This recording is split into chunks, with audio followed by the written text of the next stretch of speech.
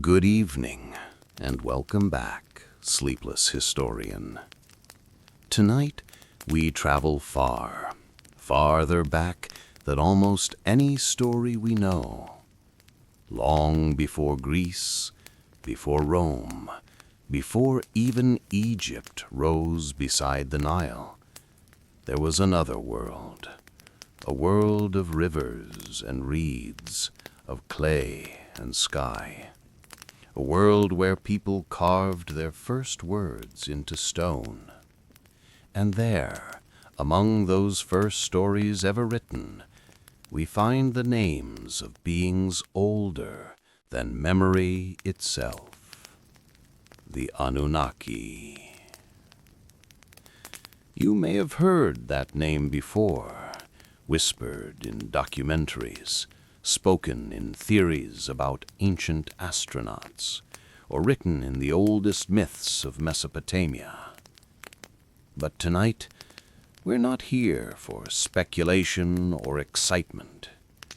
We're here for quiet history, the kind told slowly, under dim light, when the mind is ready to drift and imagine.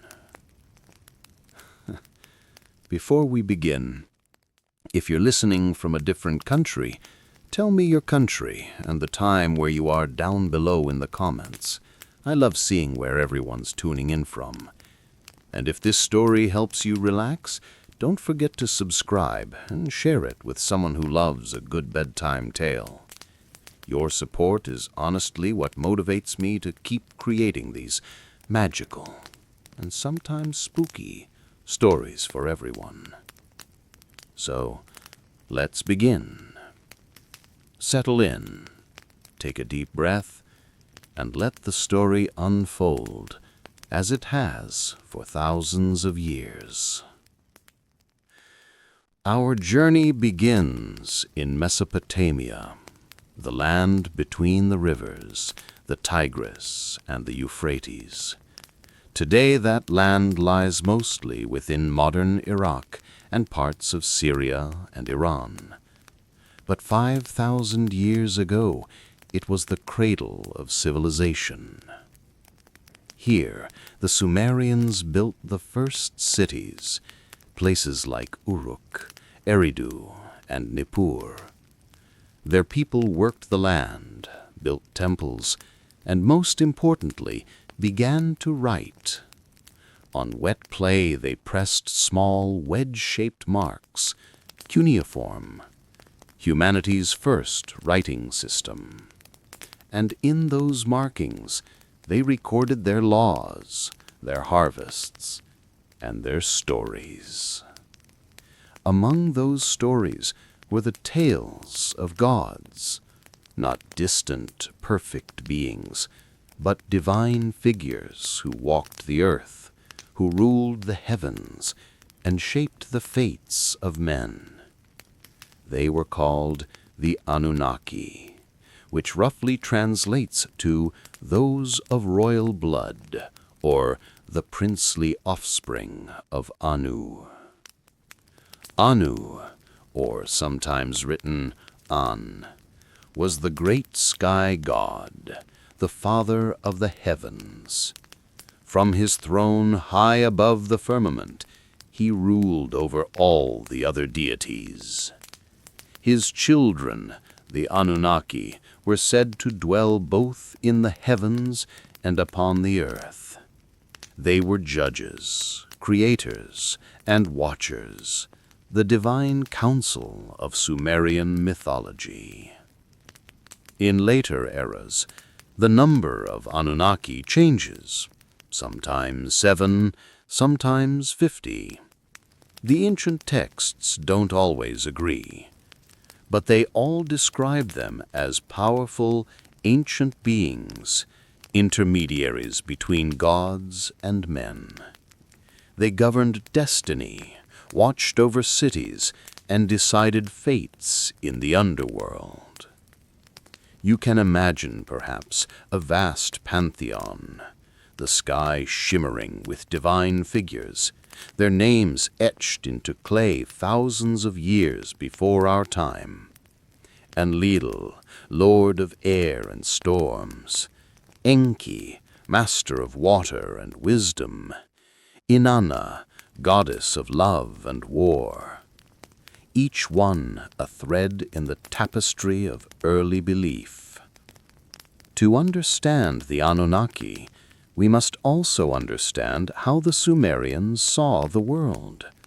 For them, the universe was not a vast emptiness, but a layered structure. Heaven above, earth in the middle, and beneath it all, the realm of the dead. These layers were connected, and the gods moved between them. Humankind, they believed, was shaped from clay, the same clay used to build their homes, their temples, and their tablets. According to one old tale, the gods needed workers to tend the land and maintain order, so they mixed the sacred clay with the blood of a slain deity, forming the first humans.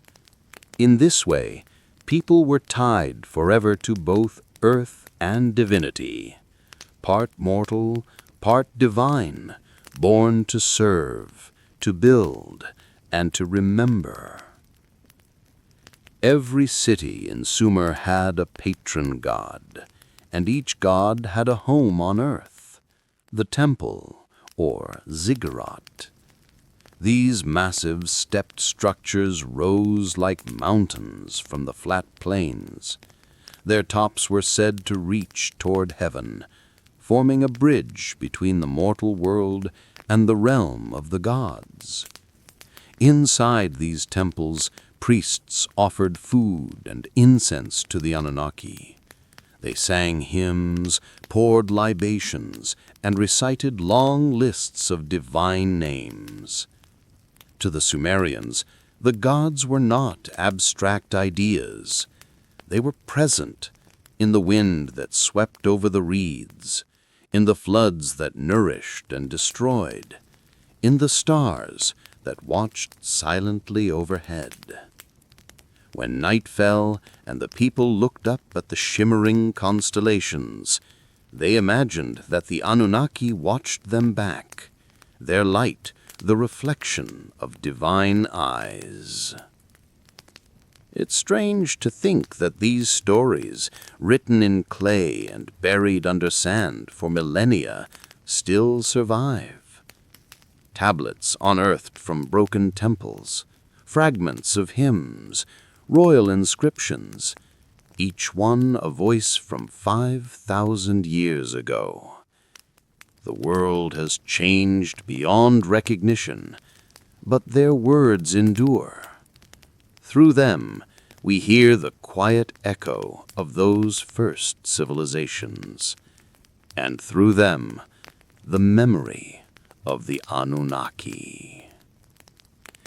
These weren't evil gods or saviors, as later legends sometimes claim. They were reflections of human life itself, powerful yet flawed, wise yet temperamental.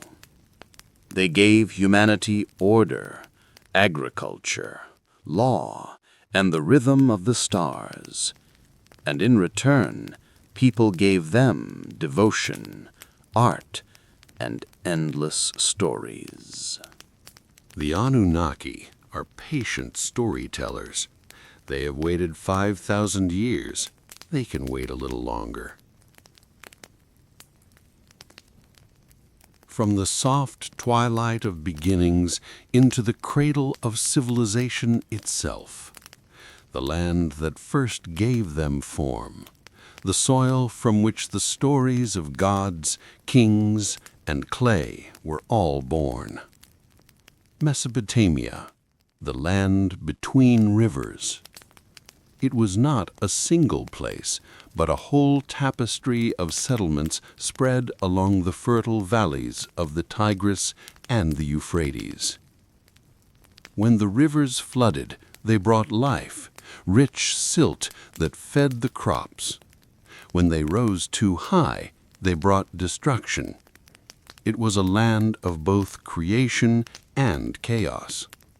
And from that rhythm, flood and growth, death and renewal, the Sumerians learned to see the god's hand in everything. The Anunnaki were not distant deities. They were woven into this landscape. They were the storm, the harvest, the stars above the plain. To live in Mesopotamia was to live with the gods always near, sometimes generous, sometimes cruel, but always present. Imagine for a moment the city of Uruk, perhaps the first true city the world ever knew. Its walls were said to be built by Gilgamesh himself, though in truth they were raised by countless hands, generation after generation. Inside those walls were temples, courtyards, gardens, and the scent of baked clay. At the center of it all stood a ziggurat, a temple that reached towards heaven like a stairway of stone and dust. Here, the Anunnaki were worshipped in daily ritual. Priests rose before dawn to offer bread, beer, and incense to the divine statues. They sang hymns that echoed softly through the morning mist, their voices blending with the hum of life beginning anew. In Eridu, another ancient city, they said the god Enki lived in a great house built upon the water, a temple called the Iabzu, the house of the deep. Enki was lord of wisdom, crafts, and the sweet, fresh waters that gave life to the land. His domain was the underground ocean, the mysterious realm from which rivers were born. To the Sumerians, these cities were not just human settlements. They were reflections of the divine order, each one a piece of the heavenly world brought down to earth. Who then were the Anunnaki to those who first spoke their names? The oldest tablets describe them as the offspring of Anu, the great sky father. They formed a divine assembly, a council of gods who governed all aspects of life and death. Sometimes they appear as the 7 judges of the underworld, weighing the souls of the dead. Other times they are the 50 great gods of the heavens, each one assigned to a star, a city, a mountain, or a law of nature. Their names change slightly through the centuries, as Sumer becomes Akkad, and Akkad becomes Babylon, but their presence endures. They are the structure beneath the story, the divine family that holds the world together. In ancient hymns, they are praised not for mercy, but for balance. They ensure that water flows when it must, that kings rule for their appointed time, and that the seasons turn without end. To the Sumerians, divinity was not a comfort. It was the rhythm of the cosmos, vast and unchanging. The people who worshipped the Anunnaki lived in small houses of mud brick. They worked the fields from sunrise until the heat drove them back into shade. They stored grain in clay jars and kept goats and sheep in fenced courtyards. At night, when the air cooled, they gathered near oil lamps, and the old stories were told again. Of Enlil, who sent the winds, of Inanna, who shone like the morning star, and of Enki, who filled the rivers with fish and taught humans the art of irrigation. These stories weren't myths in the way we think of myths now. They were truth shaped into memory, a way to understand a world that could be both generous and merciless. When the rivers overflowed, it was the will of Enlil. When a drought came, perhaps the gods had turned away. Every event, every harvest, every birth and death, all were written in the divine plan of the Anunnaki. We know these stories because someone long ago took a small reed stylus and pressed symbols into wet clay. Thousands of tablets, prayers, hymns, contracts, lists of offerings. Most were mundane, but hidden among them were verses that sang of the gods. In one ancient text, a priest writes, "Great are the Anunnaki, the divine assembly. They decree fate with Enlil. They judge the living and the dead. They stand in awe before Anu."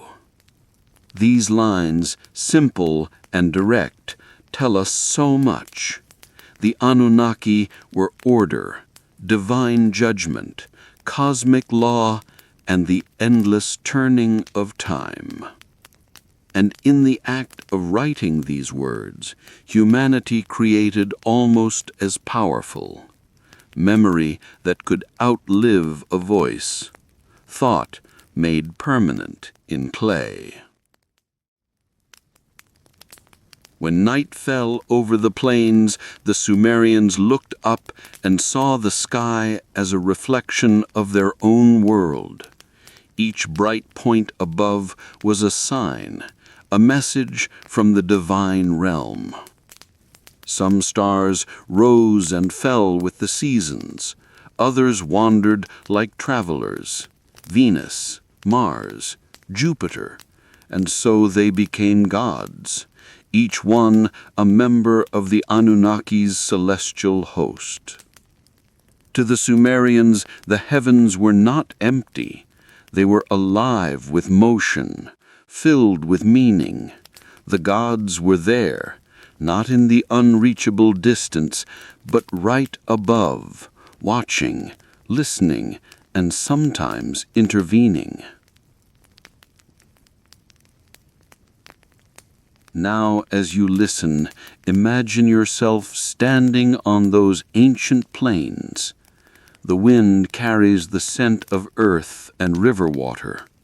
The sky glows faintly, filled with stars that have not changed in 5 millennia. Somewhere nearby, a temple bell sounds softly, calling the faithful to prayer. It is peaceful, the kind of peace that exists only when the world was new.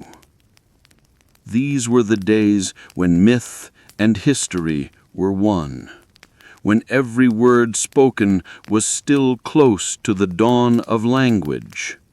And in that dawn, the Anunnaki reigned, not as tyrants or saviors, but as symbols of the order humanity longed to understand.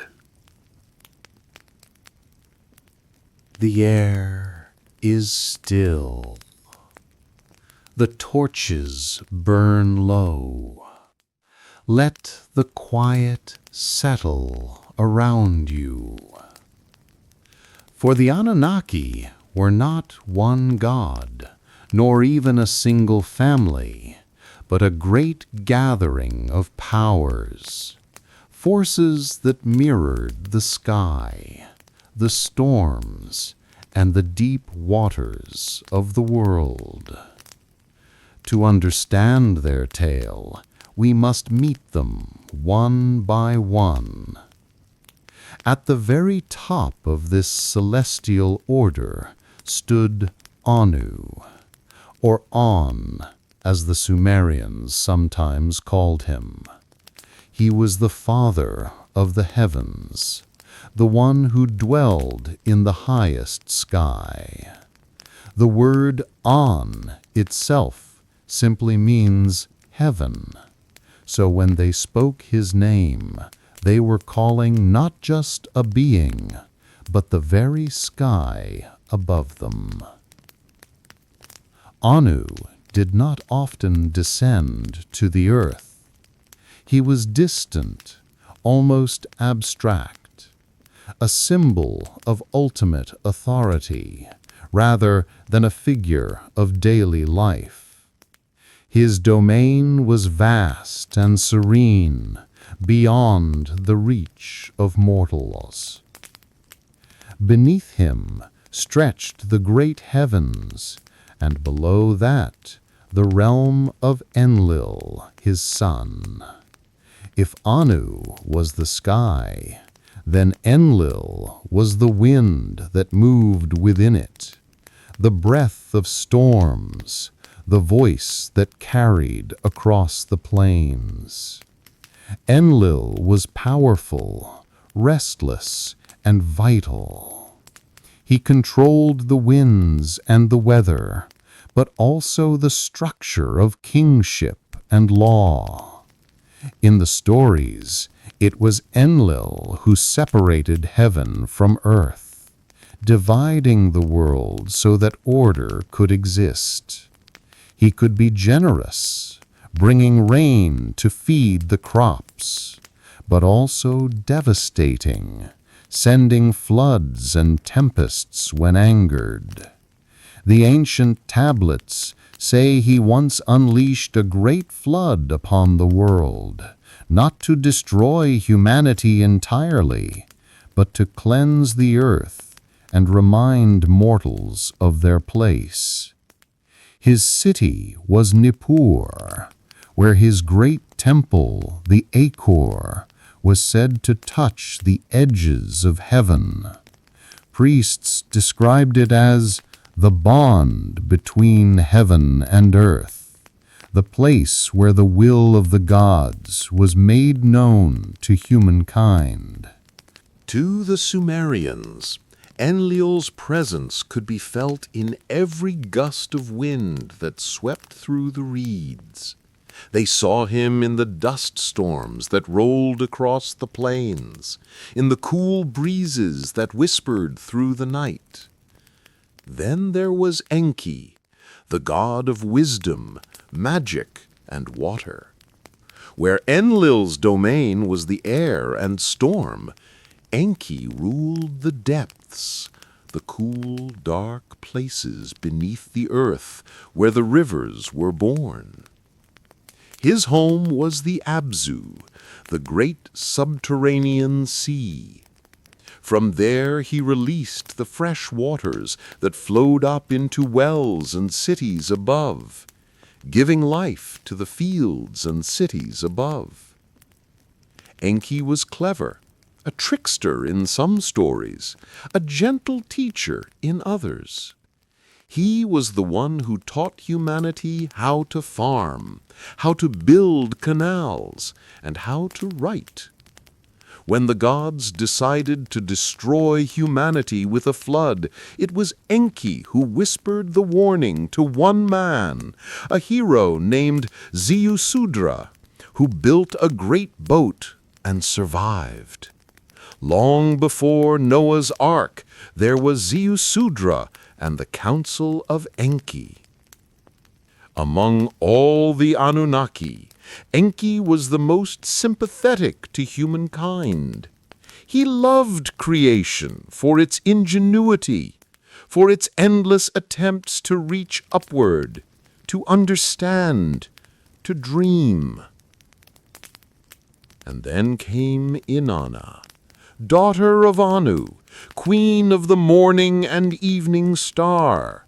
To the Akkadians she was known as Ishtar, but the Sumerians called her Inanna, and they adored her. She was the goddess of love and war, of fertility and destruction, of tenderness and rage. No deity was more complex, for in her the contradictions of life were made divine. In the temples of Uruk, her priests sang hymns in her honor. Lady of the morning, clad in radiance, who brings light to the sky, your beauty stirs the hearts of gods and men alike. But Inanna's stories were not only of beauty.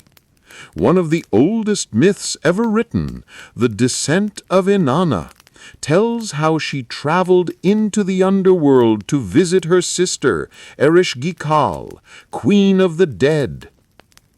To pass each gate of the underworld, Inanna had to remove a piece of her adornment, her crown, her jewels, her robes, until she stood naked before her sister's throne.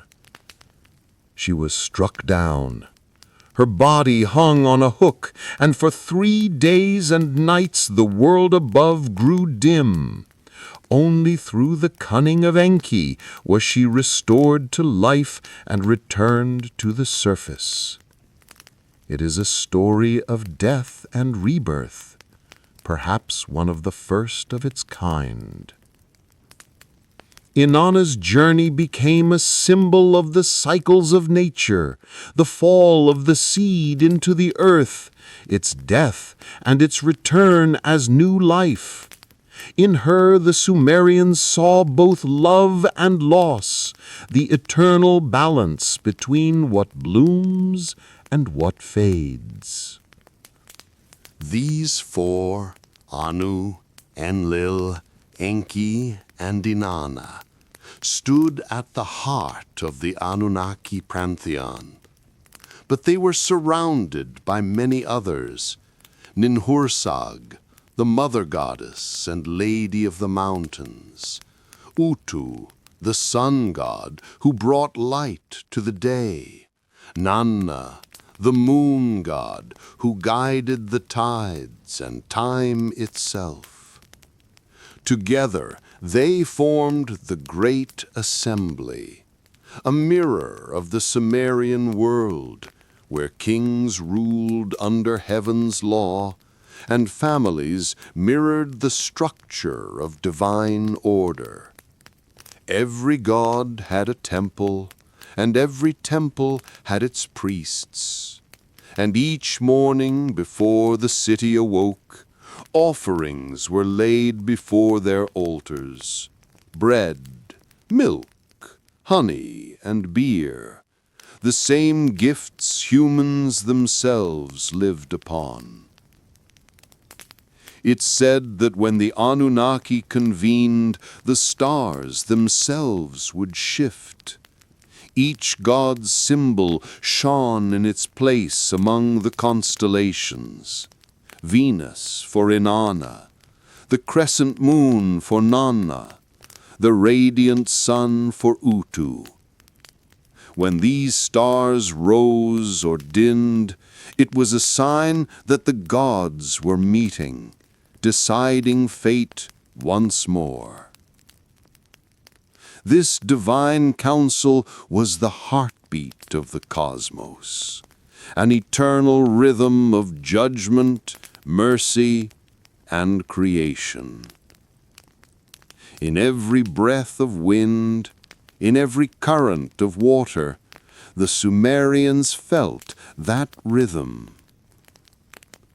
Now, as night deepens, imagine those ancient skies again. The stars are clear, the air is cool. Somewhere a priest tends to a flickering lamp before the statue of Inanna. The flame dances, casting shadows that seem almost alive. Above, Anu watches in silence. Enlil stirs the night air. Enki's waters murmur beneath the ground. And Inanna, bright and restless, rises with the morning star. These were the gods of heaven and earth, not distant figures, but forces that lived in every stone, every river, every breath. One of the oldest and most haunting chapters in human memory is the story of the flood, a story whispered in temples, carved in tablets, and retold in languages long since fallen silent. It is the story of how the gods, the Anunnaki, once decided to wash away the world. Long ago, when the earth was still young, the gods themselves labored. They tilled the soil, dug the canals, and maintained the balance of the world. But after many ages they grew tired. They desired rest. So the great god Enki, the Lord of Wisdom, suggested a new creation, one that could take on the burden of work, leaving the gods to dwell in peace.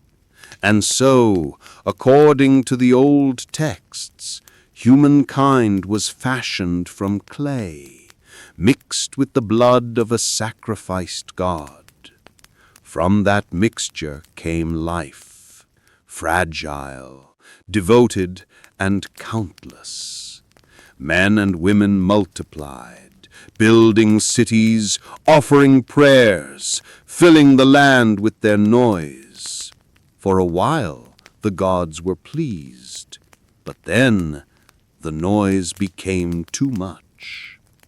The tablets say that Enlil, the lord of air and storms, grew restless at the endless clamor of humankind. The cries, the songs, the quarrels, the fires, they filled the air like a storm that never ended. Enlil could not sleep, and when a god cannot rest, the world must change. The council of the Anunnaki gathered. They met in silence beneath the high heavens. Enlil spoke first. He called for a great flood, a deluge that would sweep the earth clean, returning it to the stillness of before. Anu, distant in the highest sky, gave his assent. Ninhursag, the mother goddess, wept, but did not object. Only Enki, wise and compassionate, refused to remain silent. He could not defy the decree of the council openly, for even a god was bound by the order of heaven, but he could whisper, and in his whisper the world would be saved.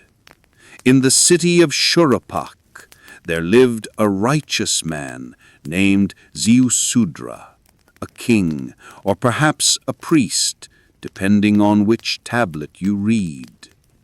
One night, as he slept, a voice came to him from beyond the walls.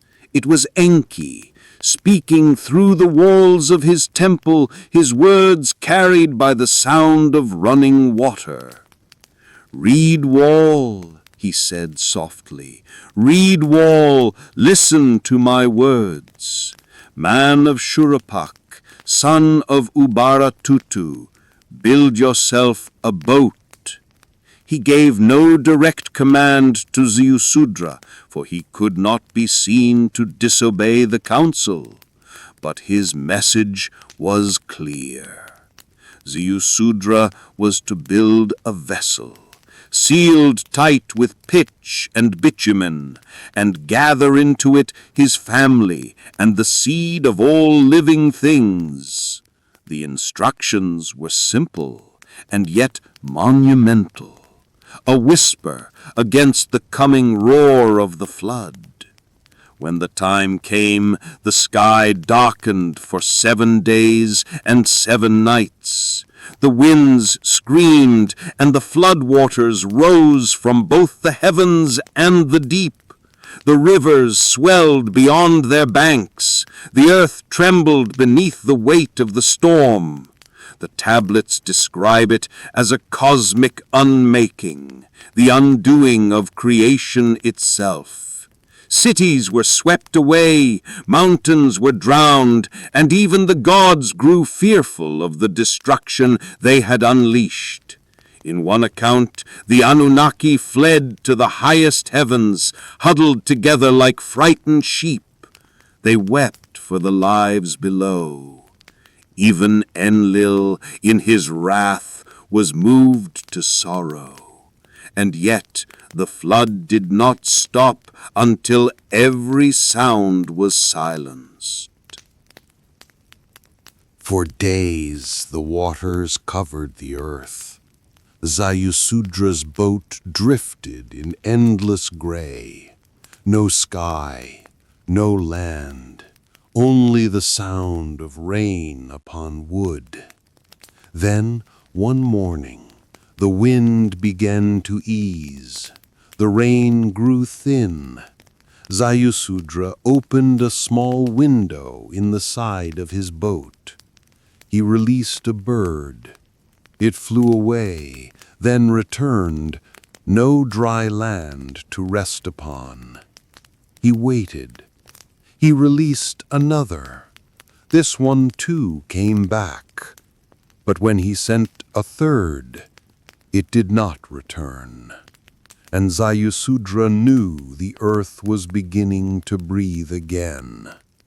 When the floodwaters finally fell away, his vessel came to rest upon a mountain. He stepped onto the dry ground and offered sacrifice to the gods, burnt offerings of grain and sweet herbs. The smoke rose to the heavens, and the Anunnaki gathered to watch. The scent of the offering pleased them, and they blessed Zayusudra and his descendants. Enlil, once wrathful, now looked upon the survivor with wonder. He declared that never again would the gods destroy all humankind. Anu nodded in silence. Ninhursag gave her blessing, and Enki, ever the protector of humankind, smiled. In that moment, the world was renewed. Humanity began again, fewer in number perhaps, wiser, aware now of the fragile balance between divine will and mortal life. Thousands of years later, the flood story would find new forms. In the Epic of Gilgamesh, the survivor is called Utnapishtim, the immortal man who tells his tale to the seeking king. In later traditions, he becomes Noah, the builder of an ark, the savior of all living things. But the oldest version, the first telling we know, comes from these Sumerian tablets, where the Anunnaki stand as both judges and mourners, creators and destroyers. Their flood was not a punishment alone. It was a reminder that life and death are two halves of the same whole, and that even gods must sometimes begin again. Now, as you listen, picture that quiet morning after the waters had fallen. The air is cool. The ground is soft beneath bare feet. The rivers once again find their courses, and the first shoots of green push through the mud. Zayusudra stands in the dawn light, the only man alive, offering thanks to the unseen heavens. Above him, the sky is vast and empty, but peaceful, as if the gods themselves are resting. In that silence, the world is made new. After the flood, the world was new, and humankind began to gather once again along the rivers. They built homes from reeds and clay, then villages, and finally cities. Uruk, Nippur, Lagash, Kish, names that once rang with life and trade, and now echo faintly through time. To the Sumerians, these cities were not merely human. Each was watched over by a god or goddess, the divine ruler of its walls, its harvests, its fate. Ur belonged to Inanna, bright and fierce, whose temple glimmered with gold and lapis lazuli. Nippur belonged to Enlil, the lord of air, whose temple, the Ikur, was called the mountain house. Eridu belonged to Enki, the wise god of the deep, whose temple stood beside the waters of the Abzu. Each city, in its own way, was a reflection of the heavens. Its layout, its laws, even its art, all designed to mirror the order of the gods. The Sumerians called their temples ziggurats, towering stepped structures built layer by layer from mud brick. They believed these were the link between heaven and earth, the bridge by which prayers could rise and blessings could descend. At the top of each ziggurat stood a shrine, small and sacred, where only the high priests could enter. Inside, in the glow of oil lamps, stood the image of the city's god, not as an idol to be worshipped, but as a symbol of divine presence. Every morning, priests would awaken the god's statue with gentle words and ritual songs. They would bathe it, anoint it with oils, and offer bread, fruit, and beer. At sunset, they would lay it to rest again. To modern minds, these rituals might seem strange or simple, but to the Sumerians they were acts of cosmic importance. By caring for the gods, they believed they maintained the order of the world. If the temples were neglected, if the offerings ceased, chaos would return. The rivers would flood without mercy. The fields would wither. The heavens would fall silent. And so every prayer, every bowl of grain, every whispered hymn was a small act of balance, a thread in the great fabric of the cosmos.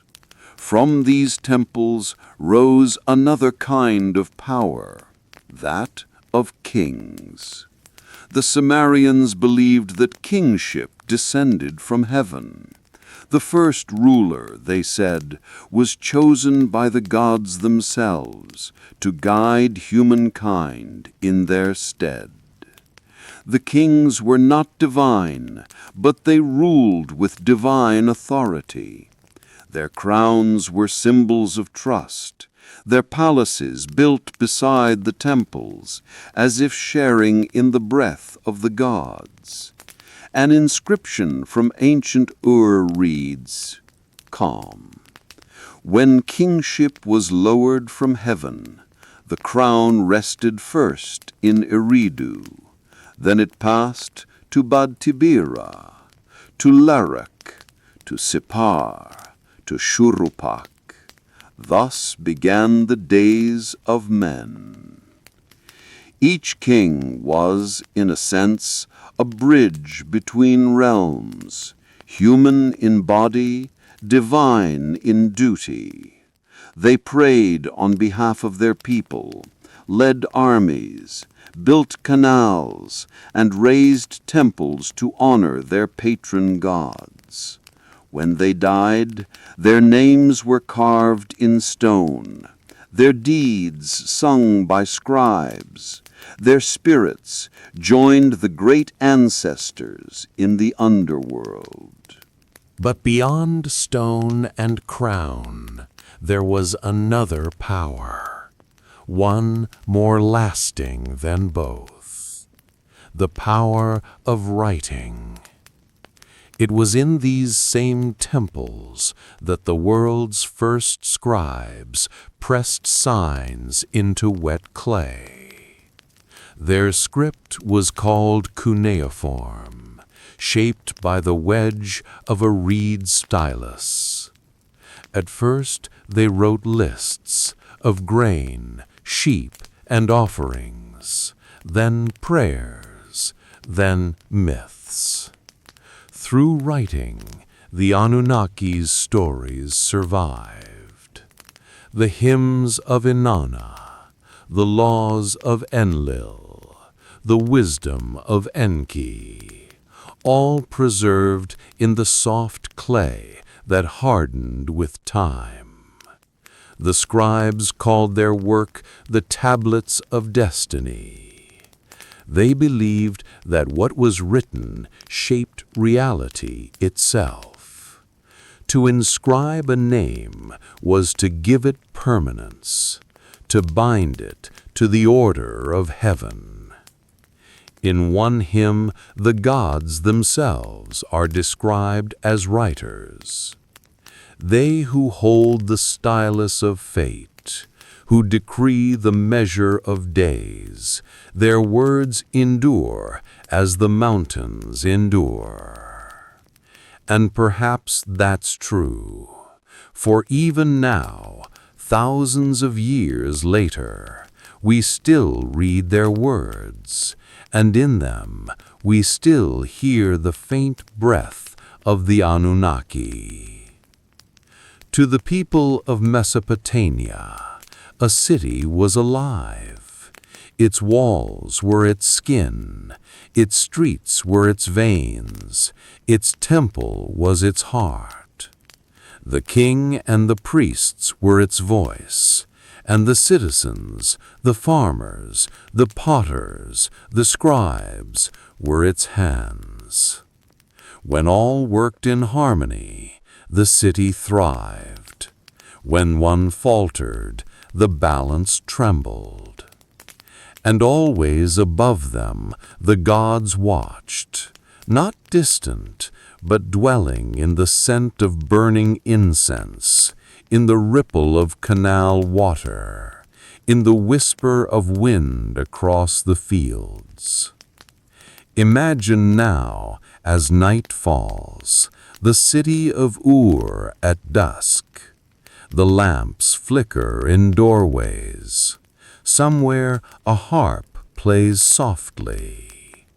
In the distance, the ziggurat stands against the fading sky, its tears glowing amber in the last light. At the top, a priest kneels before the statue of Nana, the moon god. The smoke of offerings drifts upward, joining the first stars of evening. Below, in the courtyards, families share bread. Children sleep beside clay tablets, and the rivers flow endlessly by. The same rivers that once drowned the world and now give it life again. The Anunnaki are silent tonight, but their presence lingers. In every city stone, in every written word, they remain. To the Sumerians, the underworld was not a place of punishment or reward. It was a mirror, a reflection of the world above, only darker, quieter, and without the warmth of the sun. It lay beneath the great mountains, beyond the horizon of the living. The dead entered through a vast gate guarded by demons, not evil ones, but servants of order, keepers of the threshold. This was Irkalla, or sometimes Kur, the land of dust. It was ruled by Ereshkigal, the queen of the dead, sister to Inanna, and the silent counterpart to the bright gods above. Here the souls of the dead, called Giddim, wandered through gray fields of shadow. They ate dust, drank murky water, and murmured softly of the lives they once lived. There was no fire, no torment, no paradise, only a gentle, endless twilight. When a person died, their soul began a journey, a slow, solemn passage to the realm below. To reach it, they needed to be properly buried, with offerings of food and drink, and perhaps a small figurine or tool to take with them. Those left behind would pour water through special clay tubes into the grave, so the dead might not thirst in the afterlife. Each libation was a remembrance, a soft whisper to the departed, "You are not forgotten." Without such care, the Giddim could grow restless. It might wander the world of the living, hungry, lonely, calling out for the taste of bread or the touch of familiar hands. So families kept the connection alive through small rituals, offerings, and stories told at dusk. In this way, the dead were never truly gone. They lingered in the quiet spaces of life, in the corners of the house, in the cool earth beneath the courtyard, in dreams. At the center of this realm sat Ereshkigal, the dark sister of Inanna. While Inanna ruled the heavens of love and war, Ereshkigal ruled the depths, where all souls must eventually arrive. Her palace was vast and silent, its walls lined with stone and shadow. There she held court with her husband Nergal, the god of plague and decay. Their rule was not cruel, but inevitable. They were not villains, but custodians, keeping the boundary between life and death intact. Ereshkigal herself was often depicted in sorrow, a goddess bound to her duty. Her loneliness was eternal, for none who entered her realm could ever leave, save one. You may remember this story. We touched it once before, when we spoke of the gods of heaven and earth. But now we tell it in full. The tale begins with Inanna, bright and proud, queen of the morning star. She gazes down from her high temple in Uruk and decides to visit her sister below. No one knows why. Perhaps to extend her power, perhaps to offer condolences, perhaps simply to understand death itself. She adorns herself with 7 sacred items, her crown, her jewels, her robes, each a symbol of her divinity. And she begins her descent. At the first gate of the underworld, the gatekeeper halts her. He demands one of her adornments. Reluctantly, she removes her crown. The gate opens. At the second gate, another demand. She gives up her necklace. At each gate she sheds another symbol of her power, until she arrives before earth.They, naked and bowed. Her sister's eyes are filled with the stillness of the dead. earth.They orders her struck down. Inanna's body is hung upon a hook, motionless, while the world above begins to wither. Days pass, the crops fail, the rivers run dry. No love, no song, no life. Until Enki, god of wisdom, sends two small beings into the underworld. They are made of clay, neither living nor dead. They offer comfort to earth.They, who, moved by their compassion, grants them a favor. They ask for Inanna's body. earth.They agrees. And so Inanna is restored to life, ascending once more through the 7 gates, receiving back her crown, her jewels, her robes, reborn. It is a story of death and return, a cycle of descent and renewal, perhaps the first resurrection tale ever told.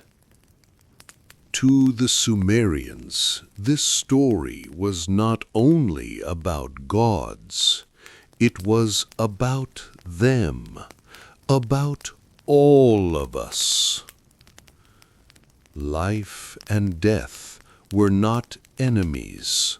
They were two halves of the same circle. To live was to walk under the gaze of Inanna. To die was to rest under the quiet care of earth.They. Each morning, the sun god Utu rose, bringing light to the world of the living. Each evening, he descended into the underworld, carrying the prayers of mortals to the dead. Then, at dawn, he rose again, reborn, renewed.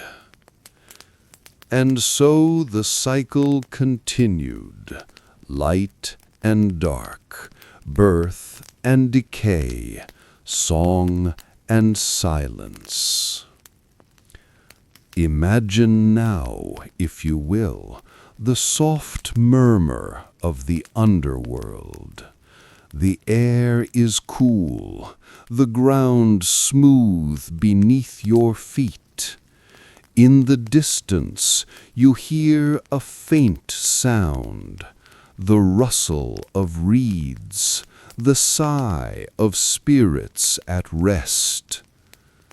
There is no fear here, only stillness, only the quiet acknowledgement that every story, even the one you're hearing now, must one day fade into the dark, to be remembered again in another age.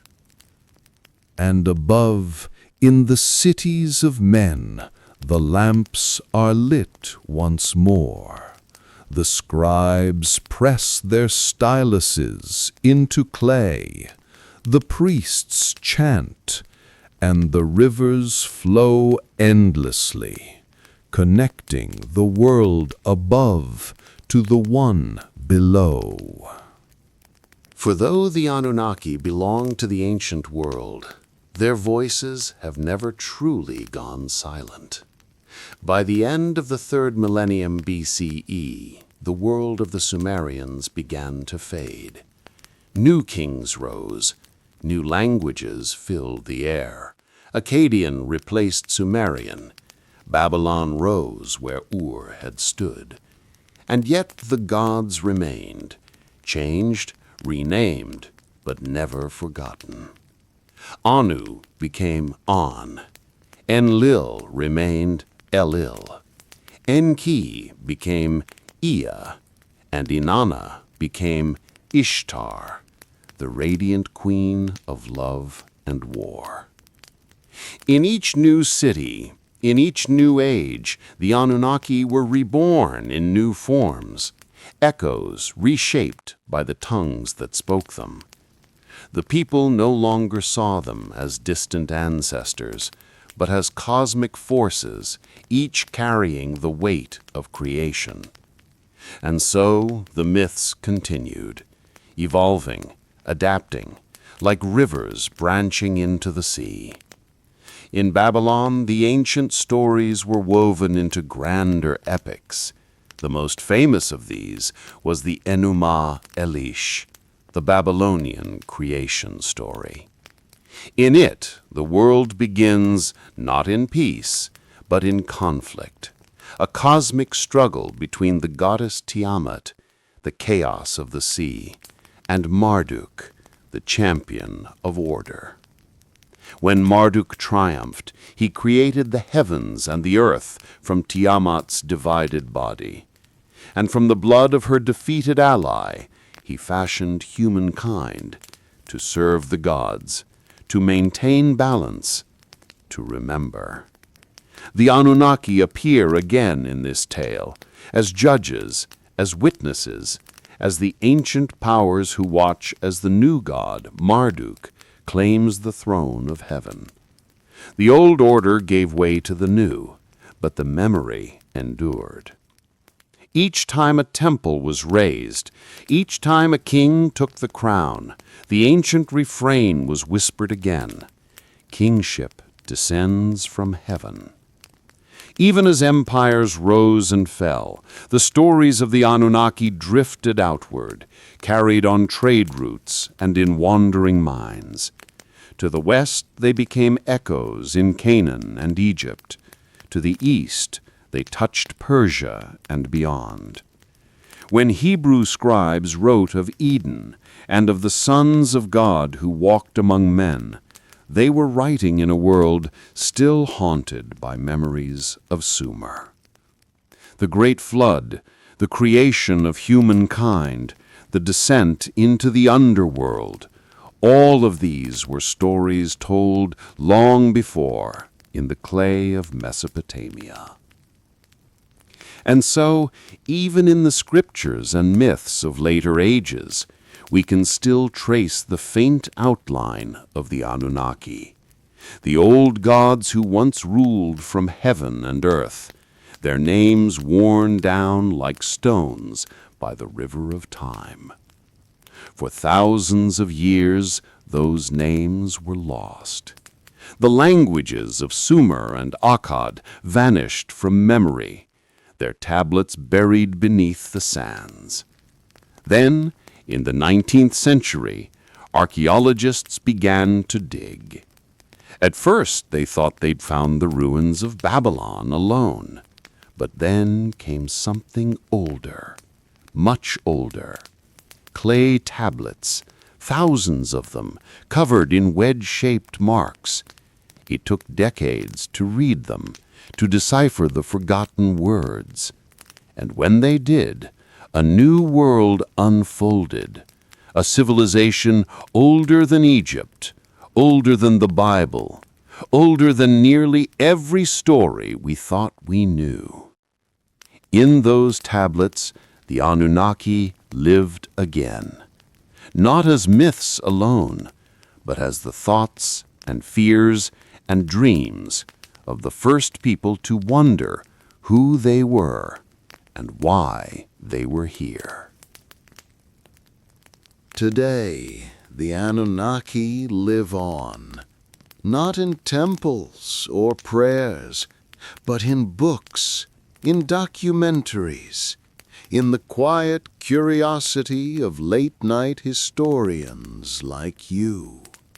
Some see them as gods, others as symbols, and still others as visitors from beyond the stars. That last idea, The ancient astronaut theory emerged only recently, born from modern fascination and mystery. It reimagines the old myths as tales of contact between mortals and celestial beings, a poetic, if unlikely, continuation of the ancient wonder at what lies beyond the sky.